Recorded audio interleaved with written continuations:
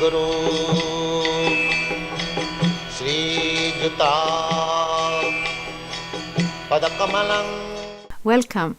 This is our channel, Bhagavad-gita. Here it is, because here it is, Bhagavad-gita as it is, translation and commentary by His Divine Grace, A.C. Bhaktivedanta Swami Prabhupada. And my name is Labanga Latika. So, if you have followed us, we have gone through the beginning of the Bhagavad-gita, the first 6th chapter, and now we're entering the 7th chapter, which is considered the middle 6th chapter. That's the middle. And then we will have 6 more chapters for the end.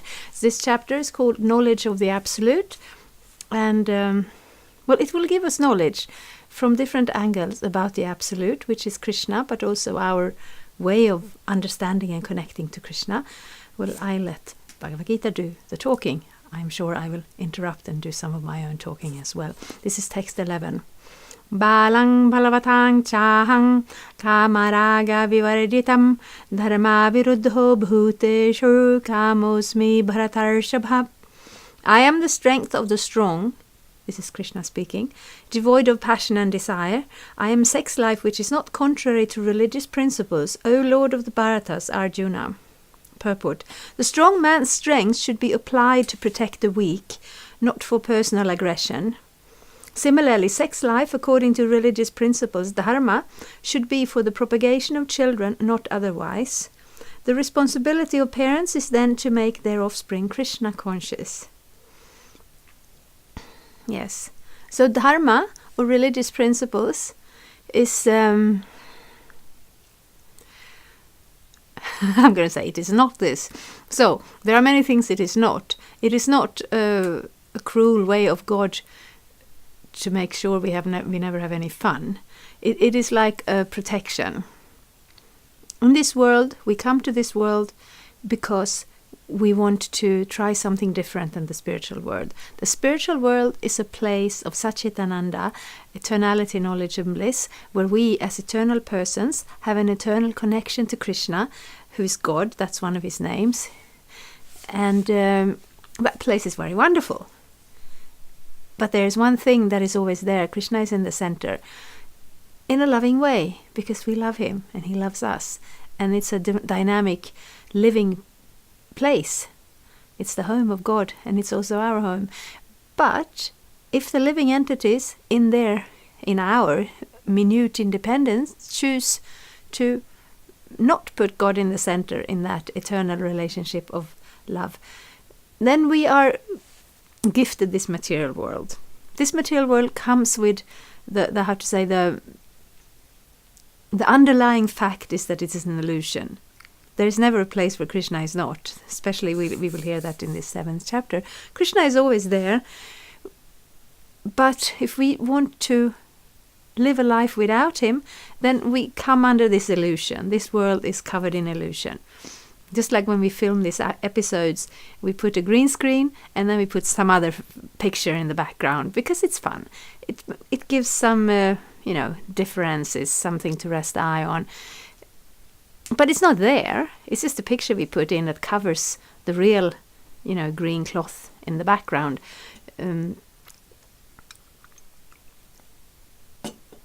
Similarly, in this world, we can identify with anything we want. We can take birth in so many different bodies.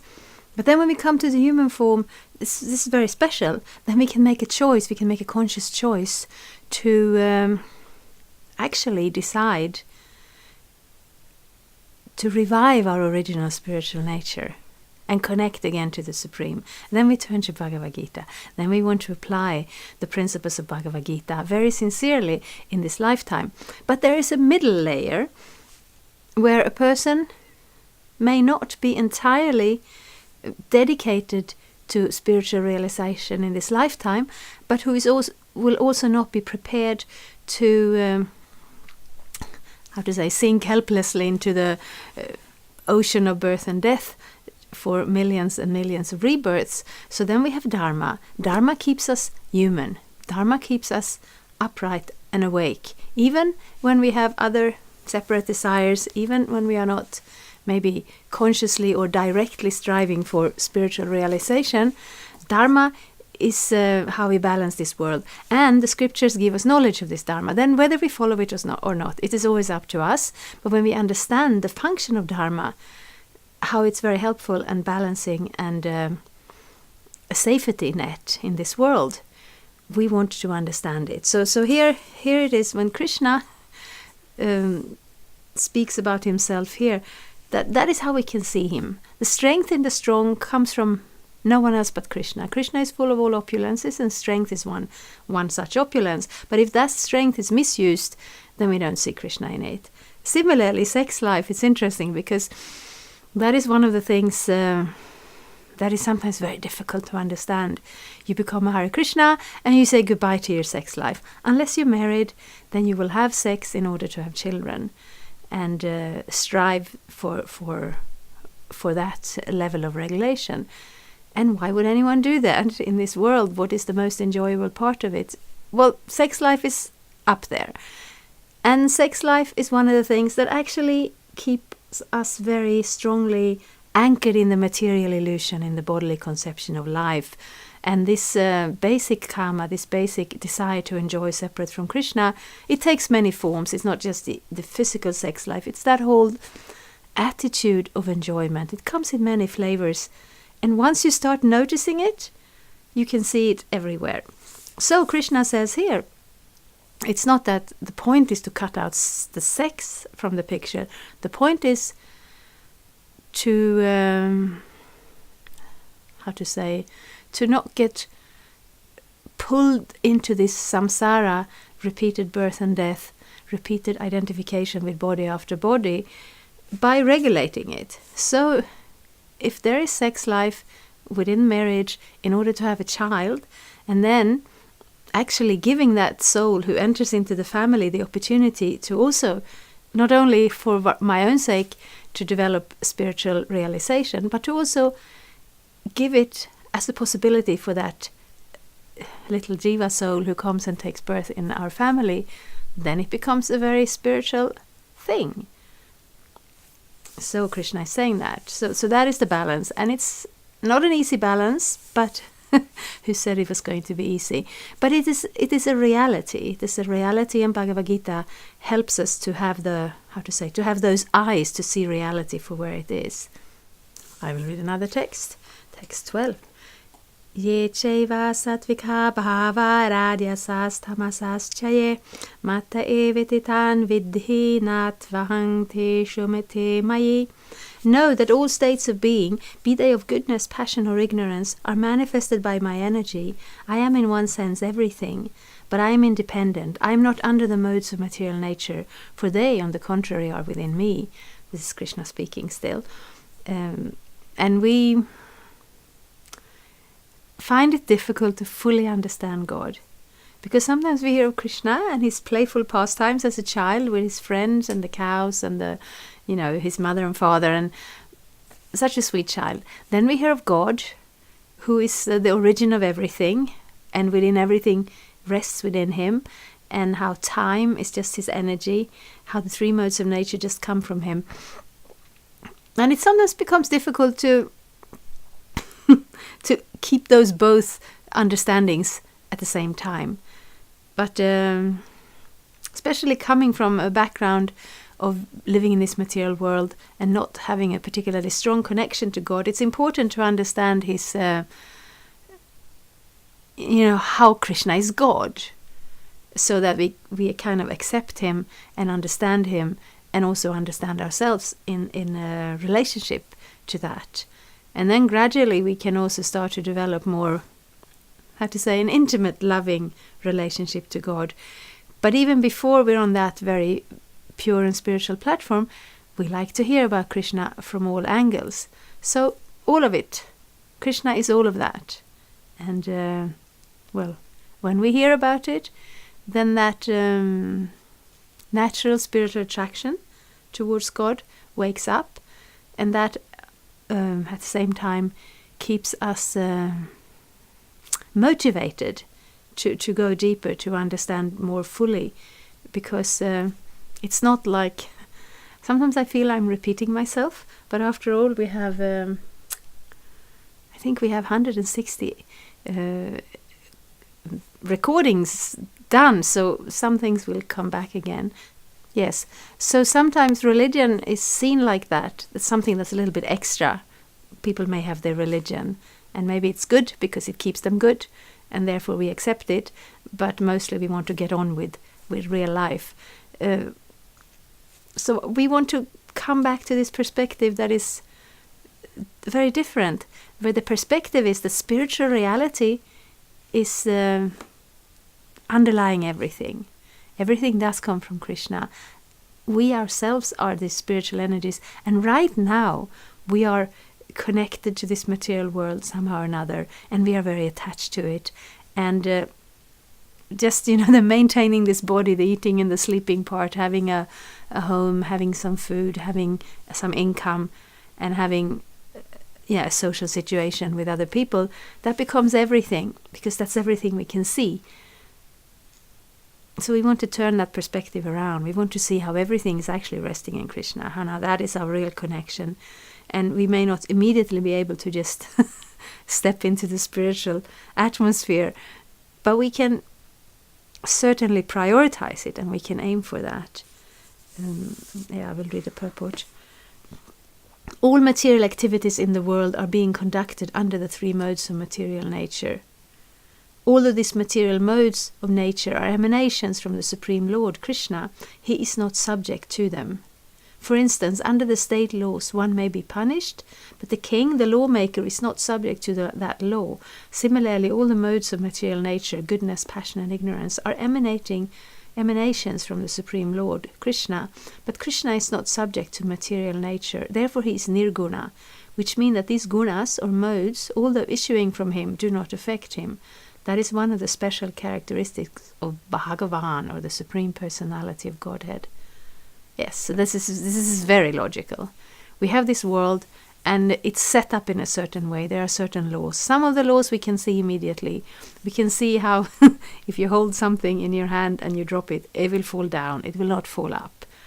That's a physical law. We can see how things deteriorate, how energy... Yes, there is one saying, or that's also a natural law, that energy never is supposedly always somewhere, but if you use up your energy, if you put some wood and you make a fire, and there will be some heat for a while, and then afterwards that heat will just kind of disappear, and there will just be ashes left. So this material world, we can understand some of the ways how it works, but some things we don't understand. The law of karma, sometimes we intuitively understand it. It's not really part of the Swedish or Western culture, but people have adopted that term of karma for reactions. But very often we have a shallow understanding. If somebody is really mean, and then suddenly something happens to them, then we feel like, yeah, that's karma. It's only fair. But karma is more or less everything. Of course, it isn't everything, because the spirit souls are different from karma. The spiritual world is not at all touched by karma, and within all our activities, we will still be that spiritual person. And all the the material energy, the spiritual energy, they are not of karma. But as long as we're in this world, everything will come back as a reaction, and every time we reap a new reaction, we will do some more actions. More activities, more results, activities, results. So that's what we see around us. But Krishna is not touched by that. And the soul is really not touched by it for, longer than we identify with this body, with these activities, with these results, and particularly with our desires to enjoy separate in this world without Krishna. We can turn that around. We can take up Krishna consciousness, which means Bhakti Yoga means acting in connection to God according to his desires in order to please him. It's very simple to say. We can say it in one sentence, but it just turns our whole perspective on existence around completely. And then karma will not touch us anymore. And also the modes of material nature, which we will talk more about. We have the 14 chapters dedicated to the modes of nature, but we can see how everything in this world is under these three modes, three energies, three classification. Whatever we do, It's goodness, passion, or ignorance. And the results come back goodness, passion, and ignorance. And we can't just, it's not like it's a coat and we can just take it off. We become conditioned by them. Krishna is never conditioned by these things. Just like the example here is given, if you have a prison and if somebody breaks the law, there is a system for this where there is a judge and there is the law book and everything. And certain activities, if they can be proved beyond doubt, reasonable doubt, then the result is you go to prison. Then that person who is sentenced to prison cannot leave, has no independence, cannot decide that, oh, this wasn't so much fun, let me get out of here. No, but his lawyer can come and visit. I once worked in a prison, and lawyers, they are allowed. They can come at any time. Family members can visit at certain regulated times. And if, here the example is of the king, but if somebody who is like a governor or somebody in a position enters the prison, they are not locked up there. They can leave again because they are not under these rules. Even if they stay, like Krishna, he comes to this world, but he's not conditioned by it. He's not controlled by it. He brings with him his own spiritual atmosphere, his own spiritual existence, even here. And therefore, we get to know about it and we can connect with it also. Yeah. He's nirguna, which means that these gunas or modes of nature, although issuing from him, do not affect him. That is one of the special characteristics of Bhagavan, or the Supreme Personality of Godhead. Yes. So there will be a number of verses we will hear of Krishna from different angles, and this is, we spoke about this today, and then next time we will go on to the next verse. Thank you so much. Hare Krishna. I have lots of room in the comment field. If you have questions, I would love to try to answer them. I put in the box, in the little text underneath, some links both for buying your own Bhagavad-gita, finding a Hare Krishna temple to visit, and I made playlist of all their previous chapters. If you're coming late to our channel, it's very easy to go back and review everything. Thank you so much, and we try to post new videos every Tuesday and Friday. Hare Krishna. Thank you for watching. We aim for updates every Tuesday and Friday. Please come back. If you have any questions or comments, please leave them down there. We also have some links and information for you. And there is, of course, the subscribe button. Thank you. Hare Krishna.